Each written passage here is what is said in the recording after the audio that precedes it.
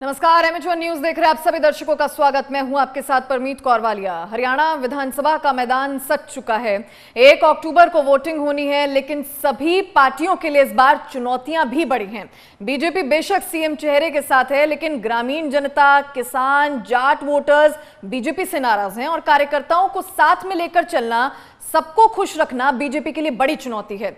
बात कांग्रेस की करें तो कांग्रेस की सबसे बड़ी चुनौती है गुटबाजी। पार्टी में गुटबाजी खत्म नहीं हो रही है और सीएम चेहरे पर संशय अभी भी बरकरार है। वहीं आम आदमी पार्टी बेशक मैदान में उतर चुकी है और पार्टी को लगता है कि अगर जमीनी स्तर पर कोई करिश्मा हो जाएगा तो ये राह भी आम आदमी पार्टी के लिए आसान नहीं है। वहीं जेजेपी में से 4 बड़े चेहरों ने इस्तीफा दे दिया और अब पार्टी में बिखराव बड़ी वजह बना हुआ है। अब बात टिकट बंटवारे की कर लेते हैं। कांग्रेस की टिकट की दावेदारी के लिए 90 सीट पर 2500 से ज्यादा दावेदारी है और अब गुट अपने अपने पसंदीदा को टिकट देना चाहते हैं। भाजपा ने जिलों में पर्यवेक्षकों को भेज दिया है जो कार्यकर्ताओं से रायशुमारी करेंगे और फिर भाजपा कार्यकर्ताओं से पूछकर टिकट पर दावेदारी करेगी।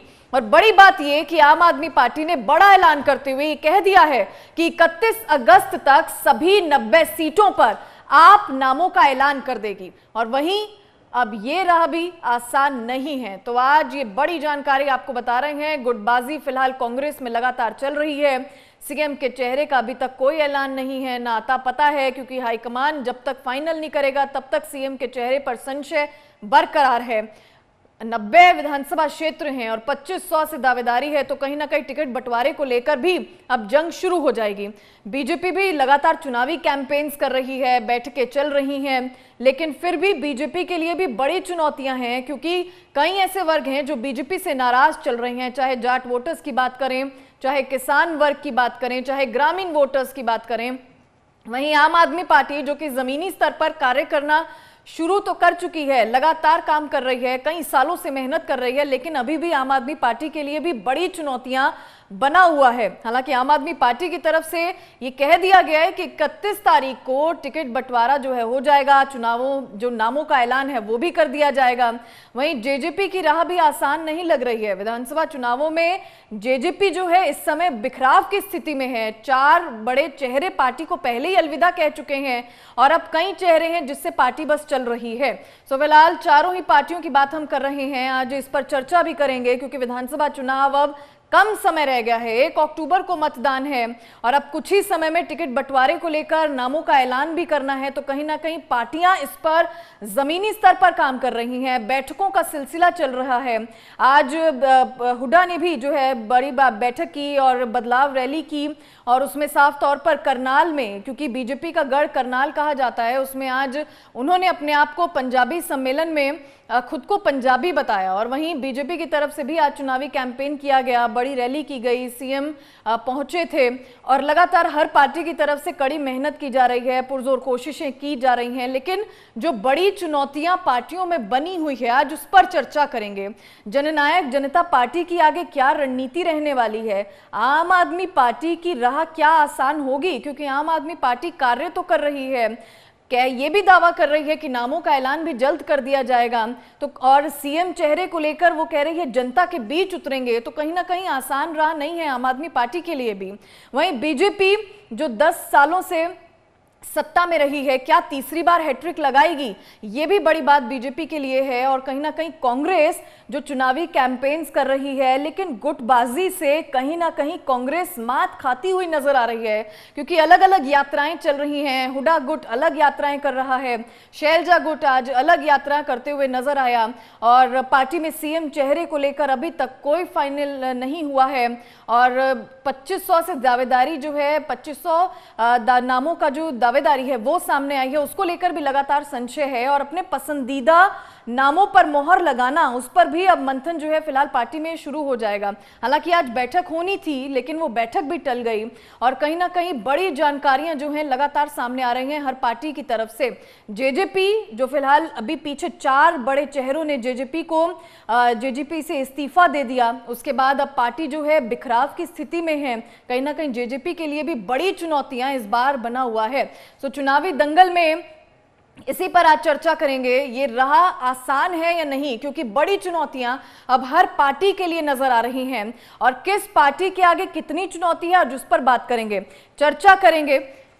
तो हरियाणा में 1 अक्टूबर को मतदान है और उससे पहले लगातार राजनीतिक हलचल जो है तेज हो चुकी है। हर पार्टियों की तरफ से पुरजोर कोशिशें चल रही हैं, चुनावी कैंपेन्स चल रही हैं, रैलियां की जा रही हैं, यात्राएं हो रही हैं और आज इसी पर चर्चा कर रहे हैं कि किस पार्टी के लिए कितनी बड़ी चुनौती इस बार का विधानसभा चुनाव जो है लेकर आ रहा है। बीजेपी की बात करें तो बीजेपी के पास भी कई बड़ी चुनौतियां हैं। युवा वोटर्स भी पिछले कई समय से नाराज चल रहा था, क्योंकि रोजगार को लेकर लगातार मांग उठाई जा रही थी। चाहे किसानों की बात करें, किसान भी अपनी मांगों को लेकर लगातार अड़े हुए थे। ग्रामीण वोटर्स भी बीजेपी से नाराज चल रहे थे। जाट वोट बैंक की बात करें तो कहीं ना कहीं बीजेपी के लिए भी बड़ी चुनौतियां रहने वाली हैं। और कांग्रेस जो अपनी ही पार्टी में गुटबाजी झेल रही है, सीएम चेहरा अभी तक कोई ऐलाना नहीं गया है, तो कहीं ना कहीं इसका नुकसान कांग्रेस पार्टी को भी हो सकता है। बात आम आदमी पार्टी की करें तो आम आदमी पार्टी भी मुश्किलों का सामना कर सकती है, क्योंकि आम आदमी पार्टी के लिए भी ये राह इतनी आसान नहीं है। जमीनी स्तर पर आम आदमी पार्टी ने बेशक कई काम किए हों, लेकिन आज आम आदमी पार्टी भी पुरजोर कोशिशें कर रही है आगे बढ़ने की। चलिए इसी पर चर्चा करेंगे और हमारे साथ राजबीर रोहिला जुड़ गए हैं बीजेपी से, सुरेश रौड़ जुड़ गए हैं कांग्रेस पार्टी से। आप दोनों का ही स्वागत है MH1 न्यूज पर। सुरेश जी, क्योंकि जिस तरह से 10 साल से विपक्ष की भूमिका निभा रहा है कांग्रेस और अब जाके जो हालात कांग्रेस के बनते हुए नजर आ रहे हैं, विधानसभा चुनाव नजदीक है, ऐसे में गुटबाजी एक बार फिर से पार्टी में देखने को मिल रही है। सीएम का चेहरा अभी तक कोई ऐलाना नहीं गया है, उसके बाद अपने पसंदीदा चेहरों को दावेदारी भी देनी है। कहीं ना कहीं पार्टी को बड़ा नुकसान हो सकता है इससे। जी, कांग्रेस पार्टी की परंपरा रही है कभी भी चुनाव से पहले मुख्यमंत्री का चेहरा ना देना और चुनाव के बाद चुने हुए विधायकों की राय के बाद पार्टी हाईकमान अपना फैसला सुनाती है कि किसको प्रदेश का या बनने जा रही सरकार का नेतृत्व करना है मुख्यमंत्री के तौर पर। और यही परंपरा, यही मुहिम आने वाले आगामी विधानसभा चुनाव में भी आपको देखने को मिलेगी। जो विधायक चुनकर आएंगे, विधायक दल की मीटिंग बुलाई जाएगी। विधायक दल की मीटिंग में विधायकों की राय केंद्र यानी भारतीय राष्ट्रीय कांग्रेस के यानी राहुल गांधी जी के और मल्लिकार्जुन खड़गे जी के भेजे गए पर्यवेक्षक सुनेंगे और उस विचारधारा से अवगत होकर हाईकमान को वो रिपोर्ट देंगे जाके। और कांग्रेस हाईकमान दिल्ली से फैसला सुनाएगी कि मुख्यमंत्री हरियाणा का इनको बनाया जाता है। ये फैसला प्रदेश में कांग्रेस पार्टी को और ज्यादा मजबूत करता है, ना कि कमजोर, जो आपने इस डिबेट के शुरुआत में बोला। मुख्यमंत्री का फैसला वो लोग करते हैं पहले जिन्होंने ओबीसी की वोटों पे सेंध लगाने का नाकाम षड्यंत्र रचा है नायब सिंह सैनी को आगे बढ़। अगर मनोहर लाल खट्टर 9.5 साल में जनप्रिय कार्य करते, अपनी जनता की कसौटी पर खरा उतरते और वो जो घोषणा पत्र में वादे किए उनको पूरा करते, तो उनको चोरों की तरह बीच में 6 महीने पहले रात छोड़कर भागना नहीं पड़ता और अपने चेले चपाटों को आगे सत्ता की चाबी नहीं सौंपनी पड़ती। ये नायब सिंह सैनी जी प्रदेश के मुख्यमंत्री तो बने हैं। मुझे हैरानी हुई थी 2 दिन पहले 16 तारीख को जिस दिन आचार संहिता लगी, मीडिया के साथियों ने पूछा कि आचार संहिता प्रदेश में कब लगेगी। वो बड़े अनजान थे। जिस प्रदेश के मुख्यमंत्री को यह पता नहीं है कि उसके सिर के ऊपर आचार संहिता के बादल मंडरा रहे हैं समय से पहले। पिछली बार 21 अक्टूबर को परमीत जी चुनाव हुआ था जहां तक मेरी जानकारी है, और 24 को परिणाम आया था और 27 को मनोहर लाल खट्टर ने शपथ ली थी। इस बार झूठी घोषणाओं के बाद जैसे इनकी फजीयत होती जा रही थी, प्रदेश की जनता घोषणाओं की इम्प्लीमेंटेशन की बात करने लगी थी, तो मोदी जी ने या इनके केंद्र में जो बड़े लोग बैठे हैं उन्होंने समझा कि नायब सिंह सैनी तो खट्टर से भी ज्यादा फजीयत करवा रहा है पार्टी। इन्होंने तो कांग्रेस के घोषणा पत्र में नहीं, हमारे कांग्रेस के समय के हुए विकास कार्यों को अपना द्वारा कराया गया विकास कार्य बताकर फतेहाबाद में बोलना शुरू कर दिया। यानी इनके पास बोलने को कुछ नहीं बचा था, हमारे कार्यों का ये उल्लेख करने लग गए थे। और उसके बाद आनन फानन में आचार संहिता लगा दी गई। ठीक है सुरेश रौड़ जी, जिस एंटी इनकम्बेंसी की बात कर रहे हैं जी, इस आचार संहिता के लगाने में भी लोकतांत्रिक मूल्यों का हनन हुआ है। क्योंकि आचार संहिता लगाने से पहले आपने मतदाता सूचियों का समापन करना होता है, जो 27 अगस्त तक होना है। ठीक है। ये हरियाणा का चुनाव आयोग कहता है। और आपने विधानसभा का एक सेशन बुलाकर फोटो भी होती है, पक्ष और विपक्ष का मिलन भी होता है। आपने एक भी ठीक है लोकतांत्रिक राजवीर जी, क्योंकि सुरेश रॉड जी जिस एंटी इनकम्बेंसी की बात कर रहे हैं वो भी आपसे करेंगे। पार्टी ये भी झेल रही है, बड़ी चुनौतियां बीजेपी के पास क्या रहने वाली हैं, क्योंकि कई वर्ग बीजेपी से नाराज चल रहे हैं, चाहे युवा वोटर्स हो, किसान वर्ग हो, चाहे ग्रामीण वोटर्स हो। तो किस तरह से पार्टी अब डील करेगी आने वाले इन चुनावों में? और क्योंकि अब लगातार टिकट भी बंटवारा करना है, चुनावों का ऐलान भी करना, उम्मीदवारों के नामों का ऐलान भी करना है, तो पार्टी कैसे इन सारी चुनौतियों को देख रही है? एमएच वन के दर्शकों को और सुरेश रोड जी को मेरी राम राम। सुरेश रोड जी तो अभी कैंडिडेट है, ये चलो वो एक्चुअल में क्या है, इन्होंने जो 2560 जो कैंडिडेट के आवेदन जो लिए हैं वो इनके लिए भी चुनौती बनने वाला है। क्योंकि आज बेरी में आज रघुवीर कांडन को जिनको दीपेंद्र सिंह हुड्डा जी ने कैंडिडेट घोषित किया था, याद होगा सुरेश जी को, तो उनके खिलाफ एक बड़ी पंचायत हुई है अलावत खाप की, हजारों की संख्या में लोग पहुंचे हैं। कोई कैंडिडेट घोषित नहीं किया हमने अभी तक, एक भी कैंडिडेट घोषित नहीं। सुरेश जी वो वीडियो वाला मैं डॉक्टर साहब को जितवा दोगे नहीं जितवा दोगे, उन्होंने बोला था। नहीं, मुझे भेज देना आप। मैं कभी विदाउट फैक्ट बात नहीं करता, मैं कभी भी, मैं वो प्रवक्ता नहीं हूँ फालतू की बात करूँ। तो आज वो पंचायत होगी, गलतफहमी होगी, आप भेज देना मुझे। सुनिए, तो आज उस पंचायत में एक बात उठी, मतलब हुड्डा साहब हमारे साथ सौतेला व्यवहार कर रहे हैं, रघुवीर कांडन जी को गोद में रखते हैं और मतलब इलाके को भूल जाते हैं। तो आज वो इलाका संभाल लेना अपना, क्योंकि बहुत बड़ी पंचायत थी वो। तो ऐसे ही करके आपके जुलाना में आपके 90 के करीब आपके वो लेटर आए हैं आपके पास, आवेदन पत्र नामजद में आए हैं। तो सुरेश जी, मैं तो आपकी पार्टी की चुनौतियां पूछ रही थी, आपने तो कांग्रेस की चुनौतियां गिनवा दी। हाँ, बीजेपी की क्या चुनौती है सर? हमें तो स्वीकार है, इनकी हर चुनौती स्वीकार है। नहीं, भारतीय जनता पार्टी सीएम के चेहरे से तो सिर्फ आगे नहीं बढ़ा जा सकता ना राजवीर जी।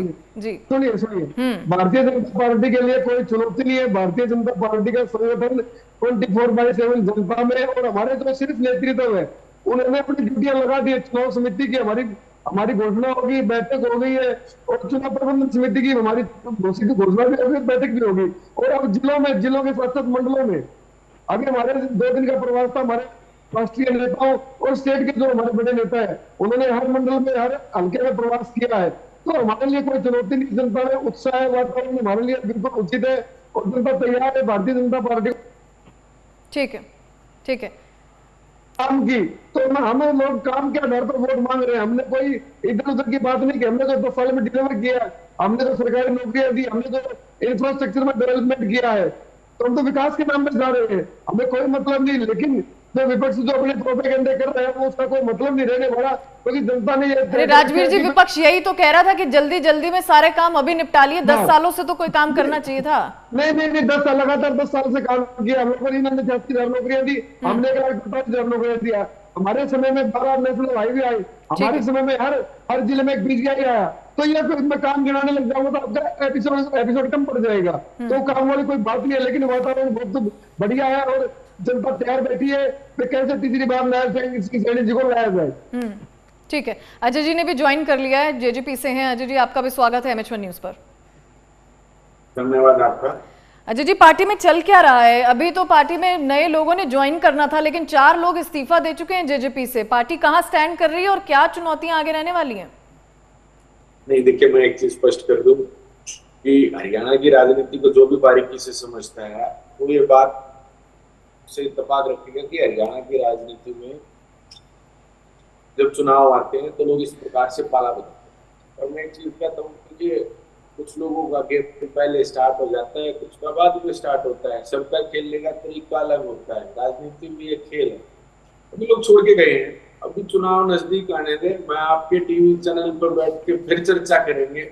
बहुत से लोग ज्वाइन कर रहे हैं। हाँ, मैं एक चीज जरूर कहना चाहता हूँ, देखिए 2019 में भी जब हमने चुनाव लड़ा था तो बहुत बड़े हमारे पास कोई चेहरे इस प्रकार के बाहर से कोई बड़े पूर्व विधायक, पूर्व नेता, पूर्व मंत्री नहीं। हमारे तो कार्यकर्ताओं ने चुनाव लड़ा था और कार्यकर्ताओं ने 17% वोट पार्टी को दिलवाने का काम किया था, लोगों के बीच में जाकर वोटों की अपील करके। उसके बाद 4.5 साल दुष्यंत मुख्यमंत्री ने काम करा। अब उस काम पे नंबर देने की बारी हरियाणा प्रदेश के लोगों की। वो अपने काम लेकर के लोगों के बीच में जाएंगे। नए लोग ज्वाइन भी कर रहे हैं, पर जो 2019 में वजह से ठीक स्थिति ये थी कि लोकसभा चुनाव के बाद सब लोगों को लगा था कि पार्टी का कुछ नहीं होगा और बहुत से लोग छोड़ करके चले गए थे। लेकिन 19 के विधानसभा चुनाव में बहुत अच्छा प्रदर्शन जननायक जनता पार्टी ने किया। 10 सीटें हमारी आई, उसके बदौलत मुख्यमंत्री बने। यही तो उम्मीद लगा रहे थे ना अजय जी कि 2024 में इससे और बेहतर होना चाहिए था, लेकिन आप तो कह रहे हैं ठीक है, जाने वाले को कौन रोक सकता है। आप जिस तरह से बता रहे हैं, जता रहे हैं, उससे यही लग रहा है कि जाने वाले को कौन रोक सकता है। आवाज मिल रही है तो कह रहा हूँ नहीं, मैं वही तो कह रहा हूँ कि आपकी जो उम्मीदों पर खरा उतरेंगे, ऐसी उम्मीद हरियाणा प्रदेश के लोग भी कर रहे हैं, उन पर खरा उतरेंगे। बहुत अच्छा प्रदर्शन हम लोग करने जा रहे हैं। 2019 के चुनाव में जब मैं टीवी चैनल पर बैठता था, मैं कई बार क्लिपिंग देखता हूँ, हम लोगों को कहते थे कि हम अच्छा प्रदर्शन करेंगे, लेकिन ये बड़े राजनीतिक दल हमें राइट ऑफ करते थे। लेकिन लोगों के आशीर्वाद से 17% वोट आए ना, 10 सीटें आई। तो लोकसभा का चुनाव 19 का भी हमारा बहुत अच्छा नहीं था, क्योंकि लोकसभा का चुनाव जो होता है वो क्षेत्रीय दलों के लिए बहुत कुछ हरियाणा में रह नहीं गया था, ना पिछली बारी ना इस बारी। कुछ लोग जो मोदी को बनाने के पक्ष में थे, हटाने के भी, इस बार भी ये स्थिति थी। तो हमारे लिए कुछ खास लोकसभा के चुनाव में रह नहीं गया था। ये वो लोग हैं जो लोकसभा के रिजल्ट को देख करके निकले हैं। अब जब विधानसभा का रिजल्ट आएगा तो मैं मानता हूँ जरूर इनको पछतावा होगा। राजवीर जी आप अच्छा प्रदर्शन। ठीक है, पता है अजय गुलिया जी मतलब अपनी जेब मिटा रहे हैं। कल इनके नेता दुष्यंत चौटाला ने सोशल मीडिया पे कोई पोस्ट किया था कि बुजुर्गों से मैं सीखता जा रहा हूँ अपनी कमियों से। तो किसी यूजर ने उनको बड़ा बढ़िया जवाब दिया, कटाक्ष किया, भाई तेरे सीखने के चक्कर में अपना हरियाणा का भट्टा नहीं बचवाना। तो आज भी इनका सोशल मीडिया हैंडल चेक करो, जननायक जनता पार्टी का और दुष्यंत जी का, तो उसमें आपको कमेंट्स मिलेंगे कि हरियाणा लोग इनके बारे में क्या सोचते हैं। और वो कोई खबर नहीं है, वो इनके कार्यकर्ता है जिन लोगों को इन्होंने धोखा दिया, जिन लोगों को इन्होंने बारिश में खड़ा रखा चंडीगढ़ में।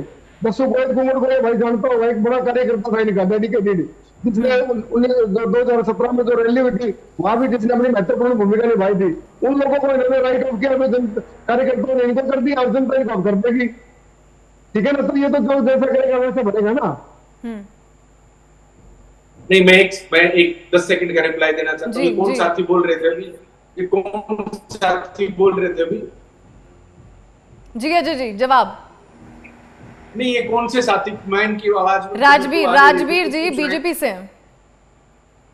हाँ, ये राजवीर जी जो बीजेपी से हैं। मैं इनको एक चीज कहना चाहता हूँ कि आदरणीय प्रधानमंत्री जी एक बात बहुत बारी कह चुके कि मैं हर बारी नई चीज सीखता हूँ, मैं लोगों के बीच में जाता हूँ या नहीं है। इस पड़ाव में मैंने ये सीखा, मुख्यमंत्री रहते हुए मैंने ये सीखा, गुजरात में रहते हुए मैंने ये सीखा, फिर केंद्र में मैंने इम्प्लीमेंट किया। माननीय प्रधानमंत्री जी हर भाषण में ये बात कहते रहते हैं। अब मैं इस भारतीय जनता पार्टी के अपने साथी प्रवक्ता से कहूंगा, अगर थोड़ी गहराई में बात किया तो यही बात देश के प्रधानमंत्री के लिए क्या करके दिखा दे जो दुष्यंत जी के लिए कह रहे थे। इसमें क्या बुराई है? ये तो मानते नहीं। संघर्ष जीवन और ठहरा मृत्यु। जब तक जीवन है निरंतर आदमी बेहतरी के प्रयास करता है और बेहतरी की बिल्कुल प्रयास जो है जारी है। ठीक है, मैं भी सीखता हूँ। इन्होंने दुष्यंत जी के बारे में ये बात, अगर गैरत बाकी है, ये टीवी पे दांत दिखाने की बात नहीं है। ये बात देश के प्रधानमंत्री के बारे में क्या करके दिखाओ, जबकि देश का प्रधानमंत्री स्वयं एक नहीं बहुत रैलियों में ये बात कर कुछ नया सीखता हूँ। अरे क्या कहेगा मानता है, अगर आपके कार्यकर्ता बोल रहे हैं, होते हैं ऐसे यही बात नरेंद्र मोदी के मैं मान जाऊंगा। यही बात क्या दिखा नरेंद्र डाल चुके हैं आप लोगों को। अरे जो ये बेशर्मी की पराकाष्ठा है। ये बेशर्मी की पराकाष्ठा। पर्सनल अटैक, एक दूसरे पर पर्सनल अटैक कोई नहीं करेगा। पर्सनल अटैक देखिए, आप टीवी चैनल पे बैठे हैं, पर्सनल अटैक एक दूसरे पर कोई नहीं करेगा। सुरेश रॉड जी, मेरा अगला सवाल आपसे है, क्योंकि टिकट बंटवारे को लेकर भी लगातार अब पार्टी में हलचल तेज हो गई है। कैसे डील करेगी कांग्रेस पार्टी, क्योंकि चुनौतियां ज्यादा हैं, अपने अपने पसंदीदा जो गुट हैं, अपने अपने पसंदीदा को भी उम्मीदवार बनाना है, तो कैसे कांग्रेस पार्टी इसे देखेगी अब?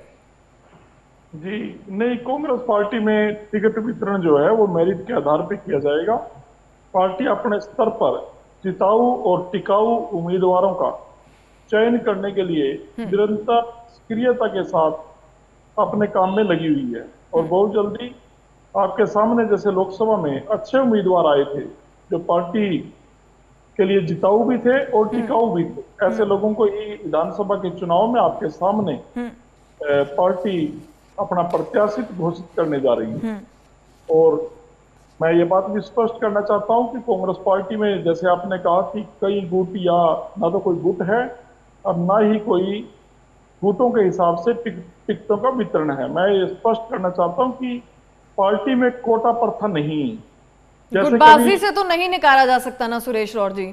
गुटबाजी तो है ना पार्टी में। 10 सालों से विपक्ष की भूमिका कांग्रेस निभा रहा है, लेकिन अभी तक अपना संगठन नहीं खड़ी कर पाई, और जब जब चुनाव नजदीक आ रहे हैं इस तरह की गुटबाजी साफ नजर आ रही है।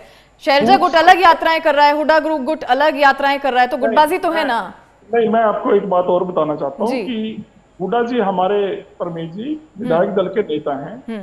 विधायकों की राय पर और पार्टी हाईकमान की सहमति से हुड्डा साहब या आदेश से विधायक दल के नेता बने हुए हैं। पहले पूर्व मुख्यमंत्री भी हैं वो। जब मुख्यमंत्री बने तब भी विधायकों की राय पर पार्टी हाईकमान का फैसला था। और उदय भान जी प्रदेश अध्यक्ष हैं। किसी भी राजनीतिक पार्टी में किसी भी प्रदेश में, चाहे बीजेपी हो, इनेलो हो, जेजेपी हो, आप हो, कोई भी हो, 2 ही बड़े पद होते हैं, विधायक दल का नेता। अगर किसी पार्टी में विधायक, अगर विधायक नहीं होंगे तो विधायक दल का नेता क्या होगा? तो और दूसरा प्रदेश अध्यक्ष। तो हुड्डा साहब उदय भान जी पार्टी हाईकमान के द्वारा मनोनीत नेता हैं, विधायक दल नेता हैं, प्रदेश अध्यक्ष हैं। इनको आप हुड्डा गुट नहीं कह सकते। ये मैं मीडिया से राजवीर जी, क्या आपके साथ भी ऐसे होता है? राजवीर जी, क्या आपकी पार्टी में भी ऐसे हो रहा है? हरियाणा कांग्रेस आप किसको बोलोगे? और कुमारी सैलजा और सुरजेवाला जी भी हमारे बड़े। सुरेश जी को थोड़ा दिक्कत आ जाएगी। सुनिए मेरी बात, कांग्रेस का जो 10-11-12 साल का जो इतिहास रहा है, जो सत्ता से ये लोग बाहर हुए हैं, इन्होंने अशोक तंवर का कार्यकाल पूरा नहीं होने दिया। उसको दिल्ली में उनकी गर्दन तोड़ी इन लोगों ने। शैलजा जी का सर एक मिनट, शैलजा जी का इन्होंने टर्म पूरा नहीं होने दिया, उनको बीच में जाना पड़ा। अब क्या है, ना तो इनके जिला अध्यक्ष है, कोई जिला की कोई बॉडी नहीं है, और जो पद भी है, मतलब एकाधी नियुक्तियां आ रही है इनकी, मैं इनकार नहीं करूंगा।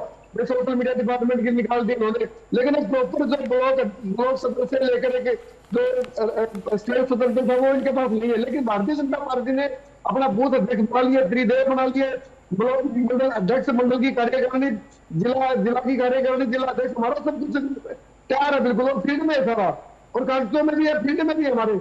हम जब बैठक करते हैं तो हम सूचीबद्ध कार्यकर्ताओं को बुलाते हैं। अरे सुरेश जी के साथ एक दिन मेरी मतलब चल रही थी ऐसे ही, तो हमने जब रायशुमारी की तो हमने सूचीबद्ध कार्यकर्ताओं को बुलाया, तो उन्होंने रायशुमारी दी थी। तो इनके पास तो बस वही है भाई, मतलब अपना अप्लाई कर दो तुम लोग एक जगह से, लेकिन हमने कार्यकर्ताओं को राय ली।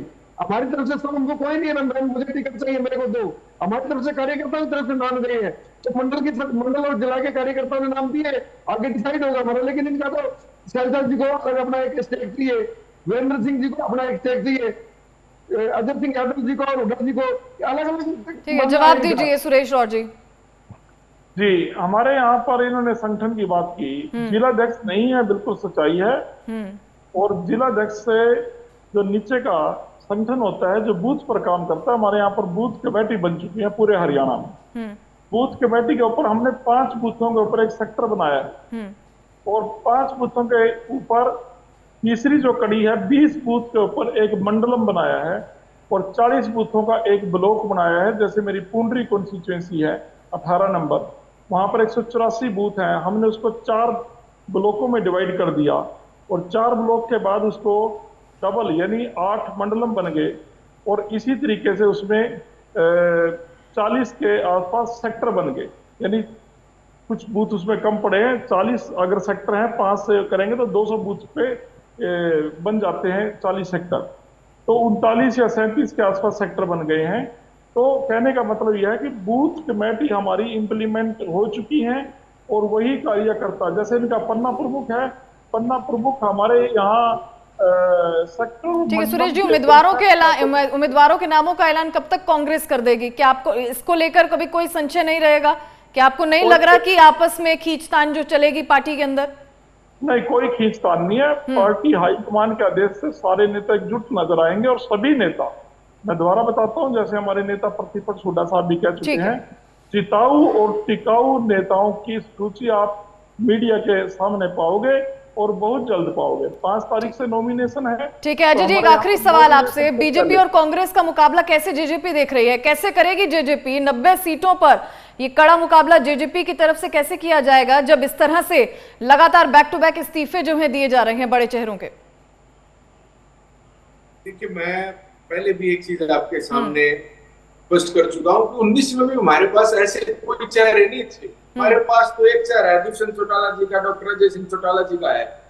दुष्यंत चौटाला जी को हरियाणा प्रदेश के लोग चाह रहे, देखिए हरियाणा प्रदेश की बागडोर को संभाले और कार्यकर्ता। देखिए, मैं आपको ये बात बिल्कुल स्पष्ट कर दूं, ना हम उम्मीद करते कि बड़े चेहरे में, हम तो चाहते हैं आम आदमी, आम घरों के बच्चे हमारे साथ जुड़े। ये पूर्व में रहे मंत्री, बड़े बड़े चेहरों की जननायक जनता पार्टी को कोई आवश्यकता नहीं है। हमारे साथ आम परिवारों के बच्चे हमारे साथ आकर के जुड़े। देखिए, 4.5 साल का कार्यकाल था, चाहे उसमें किसान के खाते में सीधा पैसा गया हो, चाहे महिलाओं को चुनाव लड़ने में 50% में। ठीक है, चलिए, यानी कि टक्कर देने के लिए जेजेपी भी तैयार है पूरी तरीके से। आप तीनों, ठीक है, आप तीनों का ही बहुत बहुत शुक्रिया, आप तीनों इस डिबेट में हमारे साथ जुड़े। तो फिलहाल हरियाणा विधानसभा चुनाव नजदीक है, 1 अक्टूबर को मतदान है और ऐसे में लगातार पार्टियों के लिए चुनौतियां भी कड़ी हैं, चाहे बीजेपी हो, चाहे कांग्रेस हो, जेजेपी हो और आम आदमी पार्टी हो। चुनावी कैंपेन्स भी चल रही हैं, यात्राएं भी निकाली जा रही हैं और एक दूसरे पर वार पलटवार की राजनीति भी चल रही है। इसी के साथ इस खास पेशकश में इतना ही, हमें दीजिए इजाजत, नमस्कार।